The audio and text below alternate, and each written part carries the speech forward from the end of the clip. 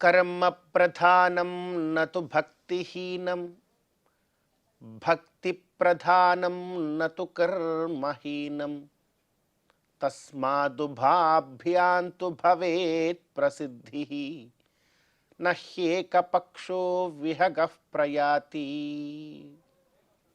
అత్యంత పవిత్రమైనటువంటి ఈ మార్గశిర మాసంలో శుభోదయ వేళలో దేవదేవుడైనటువంటి శ్రీమన్నారాయణుణ్ణి, కలియుగ ప్రత్యక్ష దైవమైనటువంటి శ్రీ వెంకటేశ్వర స్వామి వారిని పరిపరి విధాలుగా శరణాగతి చేస్తూ ఎంతో గొప్పదైనటువంటి ఈ మార్గశిర మాస శుభోదయ సమయాన్ని మనం చరితార్థం చేసుకుంటూ ఉన్నాం. ఈ మార్గశిర మాసంలో మనందరి యొక్క ప్రధానమైనటువంటి కర్తవ్యం గోవిందుడి యొక్క ఆరాధన. గోవిందుణ్ణి, శ్రీమన్నారాయణుణ్ణి ఎంతగా భక్తి ప్రపత్తులతో మనం ఆరాధన చేస్తామో అంత గొప్పదైనటువంటి మహాభాగ్య రూపమైనటువంటి ఫలాన్ని మరి మనందరం కూడా పొందగలుగుతాం. భగవత్ కైంకర్యమే పరమావధి.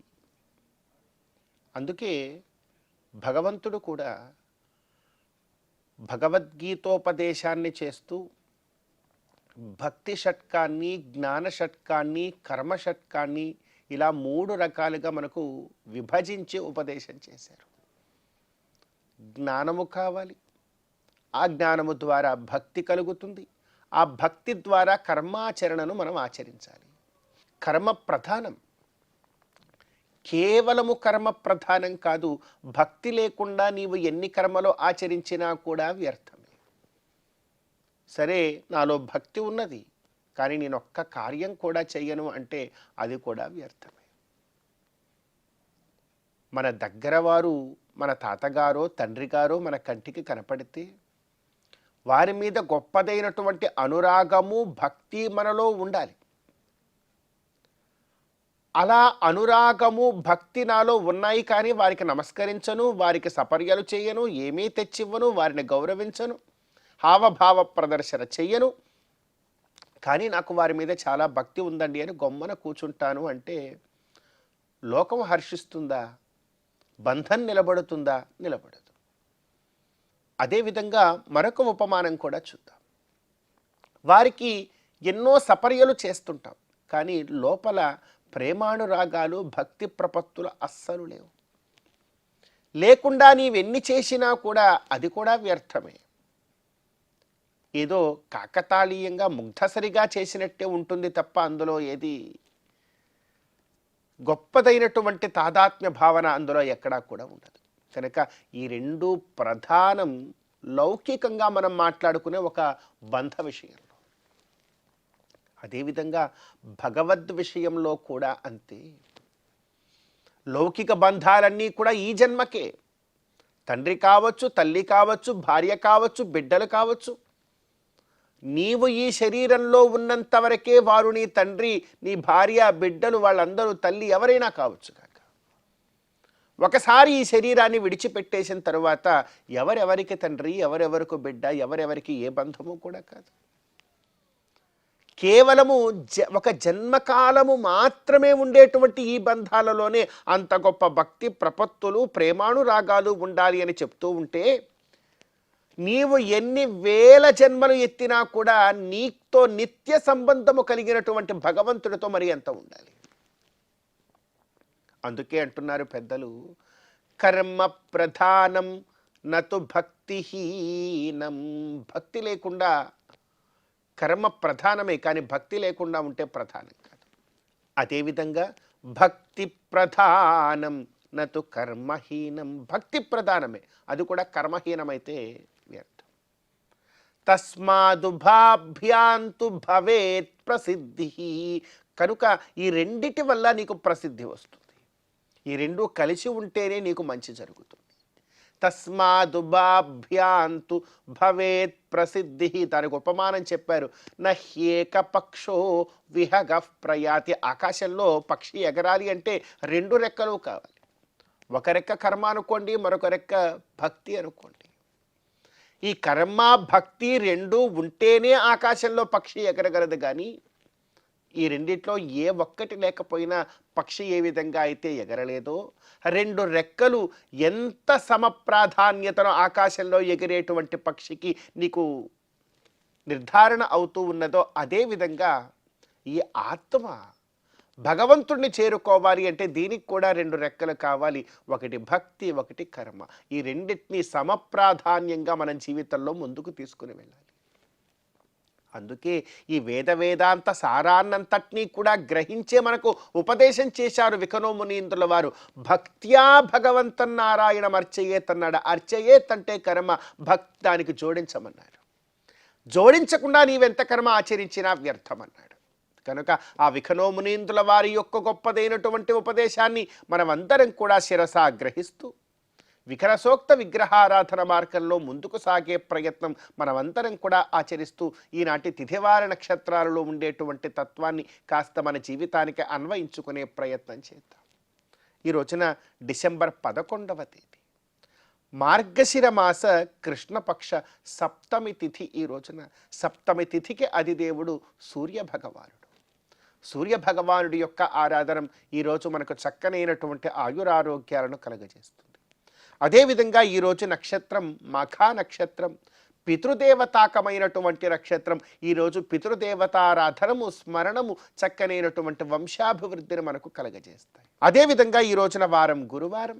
ఆదిత్యాది నవగ్రహాలలో గురుగ్రహ ఆరాధనం చక్కనైనటువంటి దేహపుష్టిని, బుద్ధి ప్రపత్తులను మనకు కలగజేస్తుంది. కనుక ఈ తిథివార నక్షత్రాలలో ఉండేటువంటి తత్వాన్ని మన జీవితానికి అన్వయించుకొని గోవిందుడి యొక్క అనుగ్రహంతో మార్గశిర మాస శుభోదయ సమయాన్ని మనం చరితార్థం చేసుకుందాం. శ్రీ మహాలక్ష్మియట సింగారాలకే మరుదు, కాముని తల్లియట చక్కదనాలకే మరుదు. శ్రీ మహాలక్ష్మియట సింగారాలకే మరుదు, కాముని తల్లియట చక్కదనాలకే మరుదు. సోమునితో బుట్టువట సొంపు కళలకే మరుదు. కోమలాంగి ఈ చూడి కుడుతనాంచారి, చూడరమ్మ సతులాల శోభాన పాడరమ్మ కూడున్నది, పతి చూడి కుడుతనాంచారి.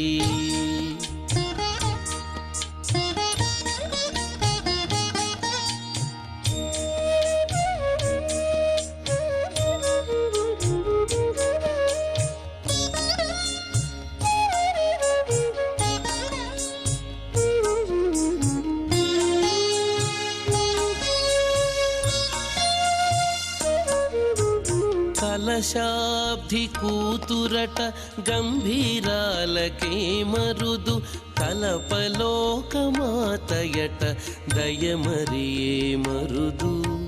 కలశాబ్ది కూతురట గంభీరాలకే మరుదు, కలపలోకమాతయట దయమరియే మరుదు. జలజ నివాసినియట చల్లదనమే మరుదు. జలజ నివాసినియట చల్లదనమే మరుదు.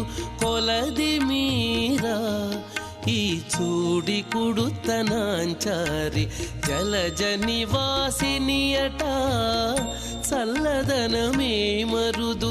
కొలది మీరా ఈ చూడి కుడుతనాంచారి, చూడరమ్మ సతులాల శోభాన పాడరమ్మ కూడున్నది, పతి చూడి కుడుతనాంచారి.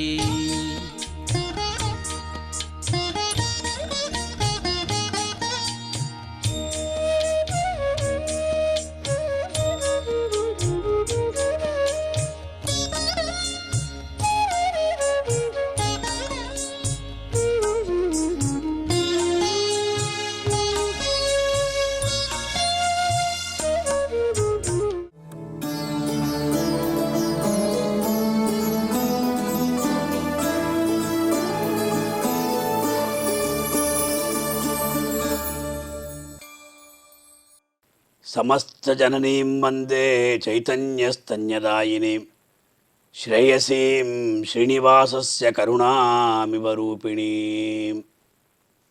ప్రియ భాగవతోత్తములారా, దేవదేవుడైనటువంటి శ్రీమన్నారాయణుడు మనకందరికీ కూడా ఈ కరచరణాది అవయవాలంతా ప్రసాదించాడు. ఎందుకు ప్రసాదించాడు అంటే తన యొక్క వైభవాన్ని అందరూ కూడా కీర్తించి తరించాలి అనేటువంటి ఒక సదుద్దేశ్యంతో దేవదేవుడు మనకు అన్నింటినీ కూడా ప్రసాదించాడు. అందులో ఈ కలియుగంలో నామ సంకీర్తనం చాలా ప్రధానమని మనకు ఆచార్యులు తెలియజేస్తున్నారు. ఆ విషయాన్ని తెలుసుకునే ప్రయత్నం చేద్దాం.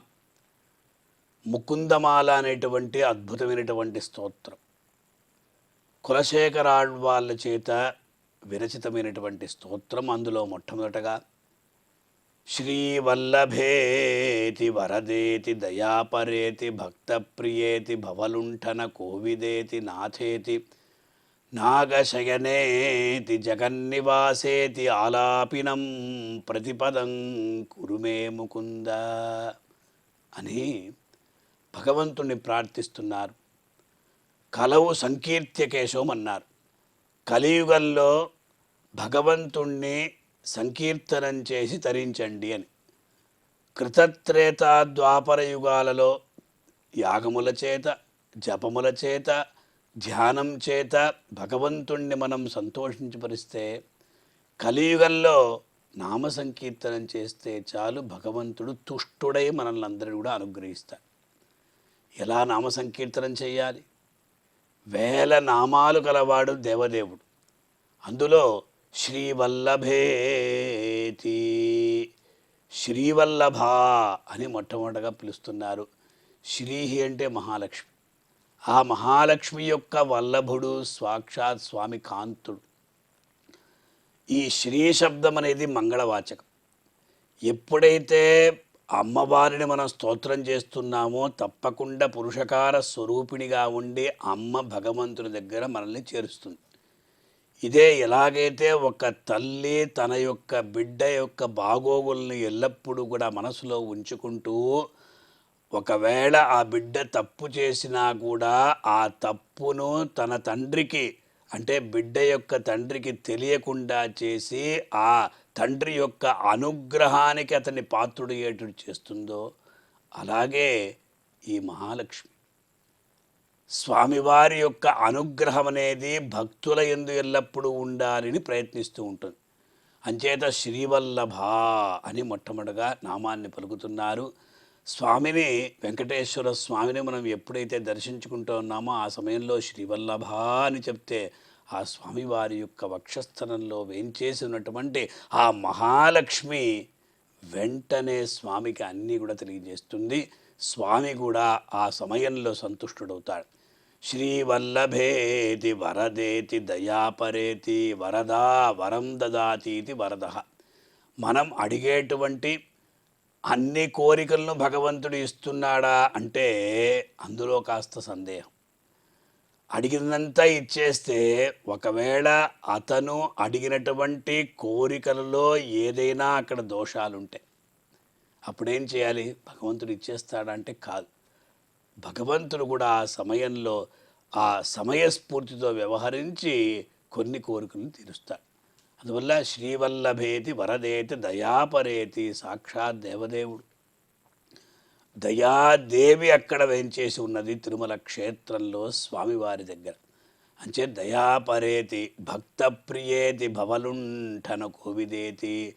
భక్తప్రియుడు స్వామి.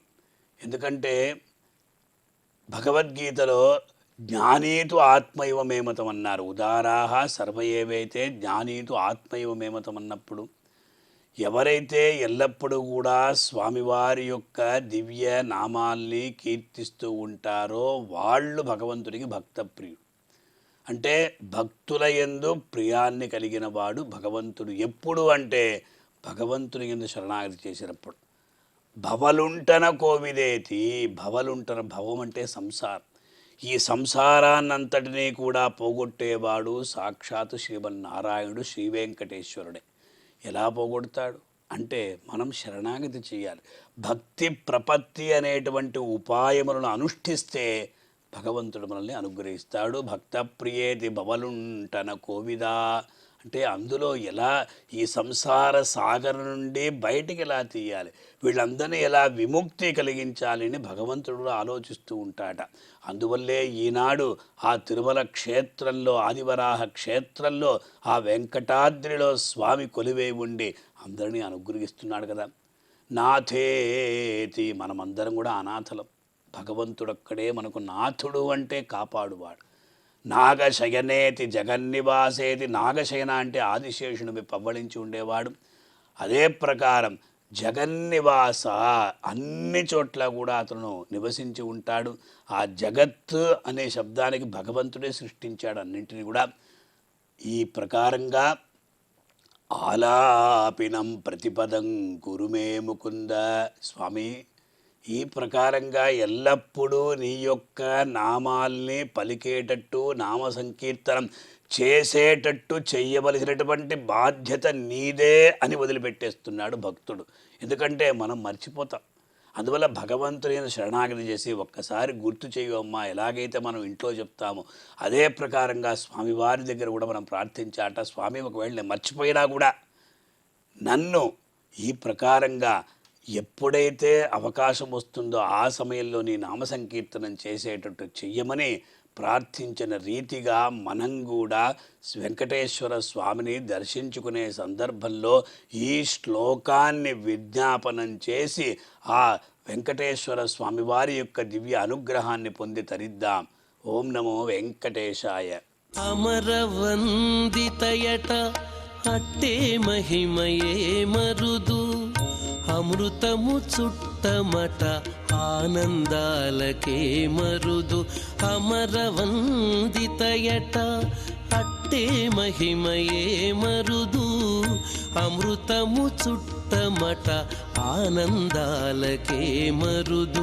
తమితో శ్రీ వెంకటేశు తానే వచ్చి పెండ్లాడే, తమితో శ్రీ వెంకటేశు తానే వచ్చి పెండ్లాడే. కొమెర వయస్సు ఈ చూడి కుడుతనాంచారి, చూడరమ్మ సతులాల శోభాన పాడరమ్మ కూడున్నది. పతి చూడి కుడుతనాంచారి, చూడరమ్మ సతులాల శోభాన పాడరమ్మ కూడున్నది, కూడున్నది. పతి చూడి కుడుతనాంచారి శోభాని, శోభాని, శోభాని, శోభాని, శోభాని, శోభాని.